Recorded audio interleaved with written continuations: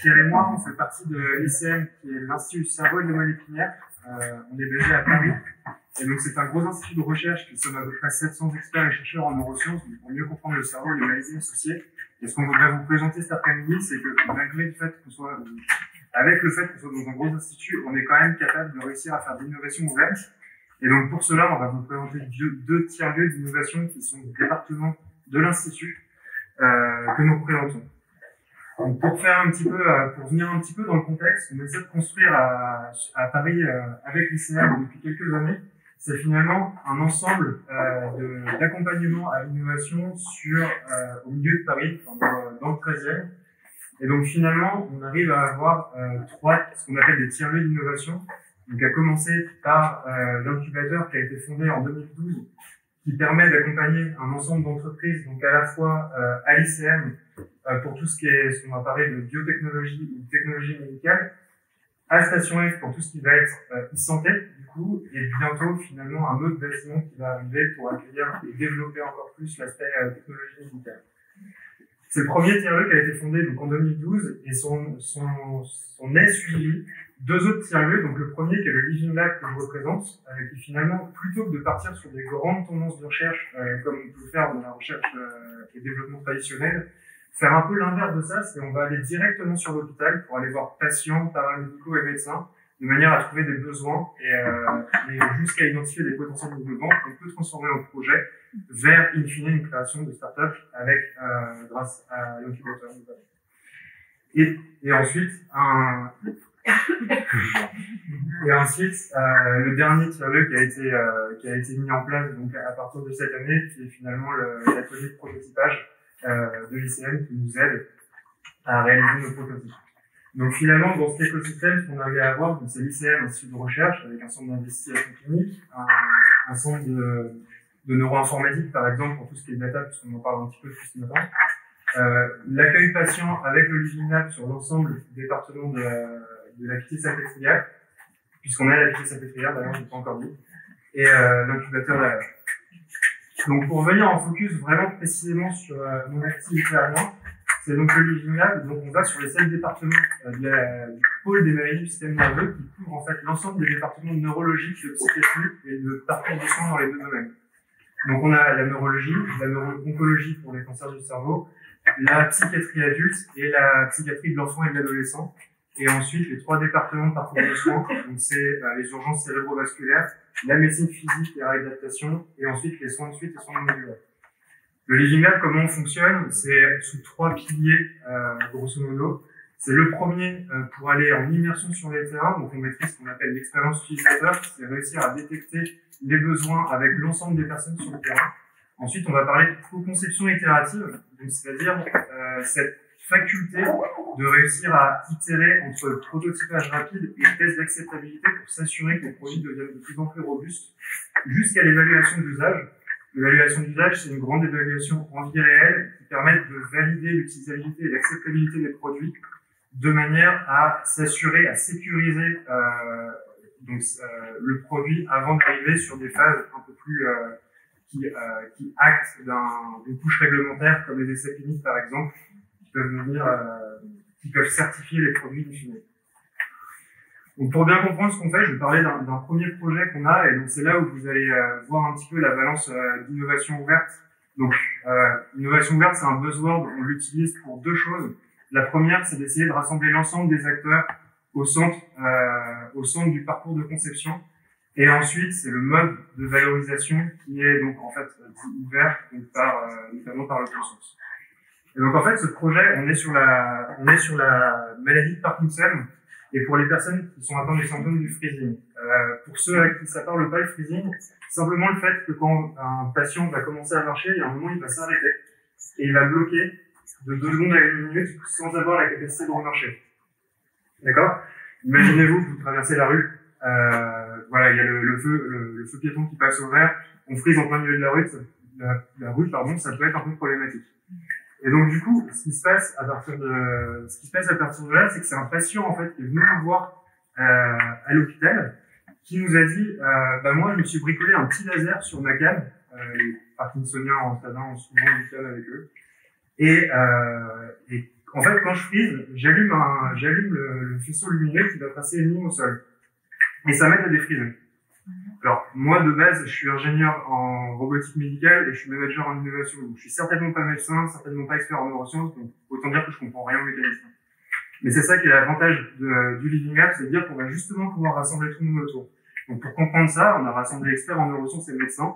Le médecin nous dit effectivement que c'est un symptôme hyper courant à la maladie. L'expert en neurosciences nous dit c'est normal quand il y a un obstacle devant soi, c'est un autre processus neuronal qui se met en place. Et donc, du coup, cet obstacle, il peut être que sensoriel. On va parler de perturbation sensorielle. Donc, finalement, que ça soit un signal lumineux au sol, que ça soit un son. Et c'est pour ça que l'exemple est invalidé par rapport à ce que je disais tout à l'heure. Les Parkinsoniens n'ont pas de problème à traverser la rue, parce que il y a les signaux d'aveugles derrière qui les aident à remarcher. Et donc là, on arrive à constituer donc déjà un petit groupe de personnes qui nous valident en fait le procédé du patient. Donc on en construit un premier dispositif que vous voyez là simplement. Donc c'est prototypal, hein. Donc c'est pas forcément très esthétique mais fonctionnel a priori. Et ensuite on va le tester sur une vingtaine de patients. Et donc on l'a testé effectivement comme ça pour voir a priori. On leur a laissé dans les mains quelques temps et ils nous ont dit effectivement que ça les aide au quotidien. Donc là on a validé notre preuve de concept. La fin de l'histoire là-dessus, c'est qu'après, il n'est pas question de le laisser à l'intérieur de Living Lab ce projet, mais il s'agit de le rendre accessible à tout le monde. Donc là, on est parti sur la première méthode, qui est la méthode traditionnelle des instituts, c'est on va voir un industriel, on pense brevet, etc. On a été voir l'industriel, il nous a dit, on peut construire votre truc, mais à la fin, ça coûtera environ 200 € pour le patient. Sauf que, en fait, il s'agit que d'une pile et d'un laser, que nous, on a prototypé pour 20 €.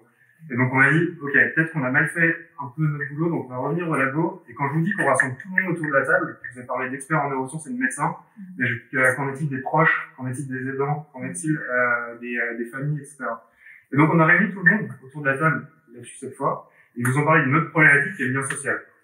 Pour les Parkinsoniens, puisque la difficulté d'élocution, le tremblement, le freezing, etc., fait qu'on arrive à une reclusion sociale pour certaines personnes.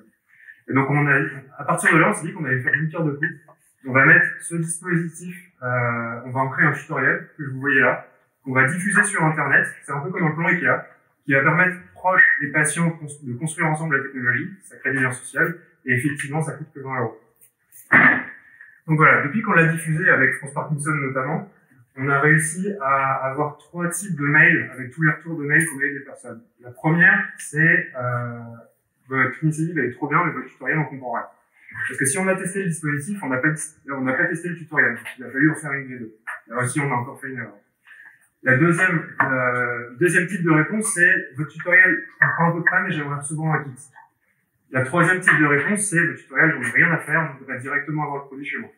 En fait, qu'est-ce qui se passe là à partir de maintenant? C'est que partir avec l'innovation ouverte, et ce que je recommande plus qu'avec le brevet finalement, surtout dans ce type de cas, c'est qu'on a permis aux personnes d'avoir quelque chose de peu cher qui fait du lien social, mais surtout en fédérant l'ensemble de la communauté. On a créé ce qu'on appelle un monopole local. Donc parce que toutes les personnes regardent notre projet et du coup vont pas regarder d'autres projets. Et en plus de ça, ils nous ont créé ce qu'on appelle notre stratégie marketing. C'est qu'ils nous ont donné toutes les voies d'accès pour réussir à la façon dont ils veulent avoir la technologie chez eux. Et donc ça nous mène à un crowdfunding qui va arriver en juin, qui va nous permettre en fait de proposer aux personnes les différents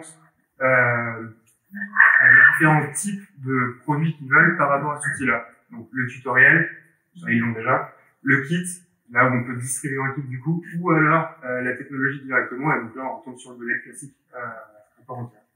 Donc voilà ce qu'on fait au Living Lab finalement, ce qui se passe c'est qu'on va écouter les gens sur le terrain, on va rassembler l'ensemble de la communauté pour réussir à construire ensemble des projets qu'on peut rendre accessibles in fine à l'ensemble de la population. Donc voilà pour ma partie, c'est pour l'exemple pour l'innovation verte, et maintenant je vais laisser la main à Pierre qui va vous parler aussi d'un autre projet et de son tiers-lieu. Alors, bonjour. Alors moi, je travaille à l'atelier de l'ICM. Donc, c'est une structure qu'on pourrait apparenter à un Fab Lab interne à l'ICM. C'est-à-dire que notre mission, c'est à la fois de travailler pour le Living Lab et pour la recherche, donc prototyper des équipements en mécanique ou en électronique pour ces deux structures. Et pour illustrer, je vais vous parler d'un projet qu'on a eu l'an dernier avec une équipe de recherche de l'ICM, l'équipe d'Alexandre Avieux, qui travaille sur le syndrome cérébelleux. C'est considéré comme une maladie rare Ça caractérise une affection du cervelet et ça se traduit entre autres symptômes par des maladresses dans les mouvements rapides et plus tard par des chutes, par exemple. Et cette équipe avait développé un test de pré-diagnostic rapide, parce qu'il faut savoir que comme c'est une maladie rare, c'est très dur de dépister, de la dépister, et cette équipe avait un test de pré-diagnostic. Le problème, c'est qu'il était fait à la main. Alors, ce test, j'espère que la vidéo marche, consistait à faire pointer du doigt un sujet sur 2 cibles, par exemple sur une table, le plus vite possible, et d'en chronométrer le temps. Et également un deuxième test où il devait mettre des bâtons dans des trous. Donc avec ces 2 temps implantés dans une formule, ça va donner un score et une indication sur l'intérêt ou non de poursuivre le diagnostic. Le problème de ce test, c'est qu'il était sujet aux problèmes d'harmonisation des résultats, c'est-à-dire qu'on peut difficilement vérifier la position des doigts du patient et le chronométrage à la main est très peu fiable d'un examinateur à l'autre, donc impossible de garantir que le test est mené de la même façon 2 fois de suite. Donc ils sont venus nous voir avec ce besoin et on a finalement conçu ensemble et fabriqué un dispositif électronique que vous voyez à droite, donc, qui regroupe les 2 tests. Et de cette façon, donc avec des boutons, une carte programmée à l'intérieur et des capteurs pour vérifier la position des bâtons de doigts. De cette façon, on peut mesurer les temps de manière beaucoup plus précise. On a un fichier qui sort dans une carte SD à la fin du test. Et on peut également contrôler beaucoup mieux la position des mains du sujet. Donc de cette façon, on a réussi à avoir une harmonisation sur tous les tests, quel que soit l'examinateur, quel que soit le sujet. Ce dispositif, donc on l'a fabriqué, conçu et fabriqué à l'ICM dans notre atelier.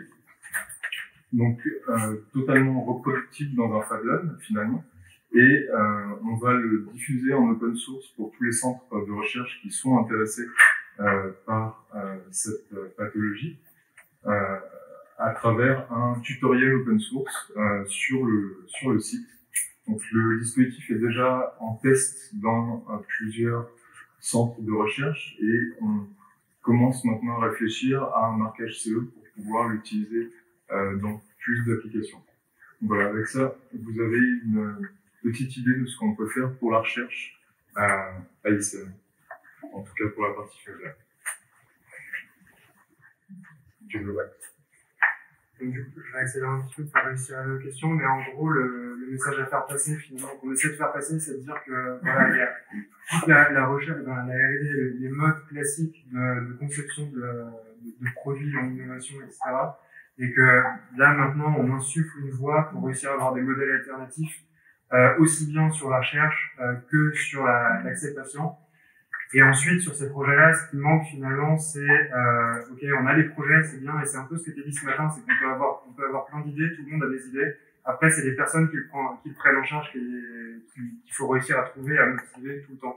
Et donc, c'est pour ça qu'on a mis ce programme en place, qui est le programme d'innovation participative, cette année qui sera sur la rééducation cognitive et physique des cérébraux lésés, qui permet d'agencer en fait un peu tous les tiers-lieux qu'on a à l'ICM, et de fédérer plus de 150 personnes participant autour des projets qui vont, à la fin, créer des équipes entrepreneuriales qui puissent reprendre des projets pour les développer d'autant plus derrière. Et finalement, on passe par le Living Lab avec une immersion pour chercher les besoins sur le terrain directement. Une école d'été qui permet de travailler la balance économique et sociale des potentiels innovants. Le hackathon en lien du coup avec l'atelier qui permettent de prototyper physiquement les outils. Et ensuite, une phase de pré-accélération au niveau de l'incubateur qui permettent de fédérer justement ces équipes complémentaires, puisqu'on a designers, ingénieurs, médecins, patients aussi, management ou entrepreneurs, etc., qui viennent ensemble pour créer les produits et donc en vue de créer de l'activité in fine. Donc voilà, merci beaucoup pour votre attention.